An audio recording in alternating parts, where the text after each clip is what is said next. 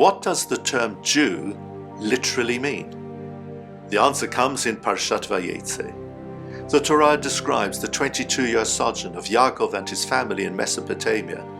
During that time, his wife Leah had the privilege of giving birth to 6 of his children, 6 of the heads of the tribes.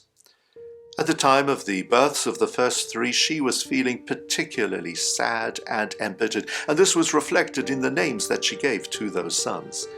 But when it came to the birth of her 4th son, she was overwhelmed with a feeling of gratitude to God.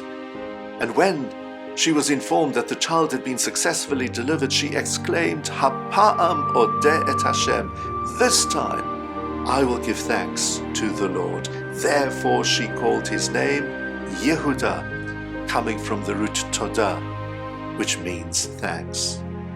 Fascinatingly, it was only Yehuda which was to be the tribe to survive intact. And the descendants of Yehuda to this day are called Yehudim, or Jews.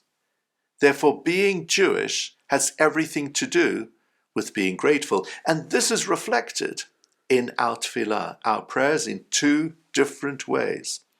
First of all of our thanksgiving prayers are recited while we stand, such as Psalm 100, Mizmor Todah, a psalm of thanksgiving, Vayevarech David in the early morning prayers, which includes terms of appreciation and thanksgiving. On Friday night we stand for the psalm of the day because within it we declare Tov lahodot Lashem, it is good to give thanks to the Lord. We stand for Modim in the repetition of the Amidah, for the Hallel prayer, and so on. And then there is a second way in which this is reflected in our prayers. During the repetition of the Amidah, the reader, the Chazan, recites the prayers on our behalf, and we respond with Amen, with the exception only of one passage.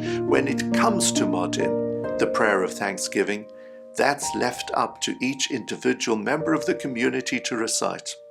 And the reason is, there is no concept of shlichut, of representation, when it comes to gratitude. If somebody has done me a favor, I myself should pick up the phone to thank that person. I shouldn't leave it up to others to thank that person on my behalf, and that's why Modim is recited by everyone. From the time of the dramatic birth of Yehuda, as recorded in Parshat Vayeitsei, all the way through to this day, part of our Jewish psyche embedded within us is indebtedness, hakarat hatov, and as a result, we should express our gratitude to all others who give help and assistance to us. But most of all, we should express our gratitude to our Creator. No wonder, therefore, that the very first words we say when we get up in the morning are, Modeh ani lefanecha, I give thanks to you, O God. And these sentiments of gratitude accompany us right through every single day. Being Jewish means being grateful. Shabbat Shalom.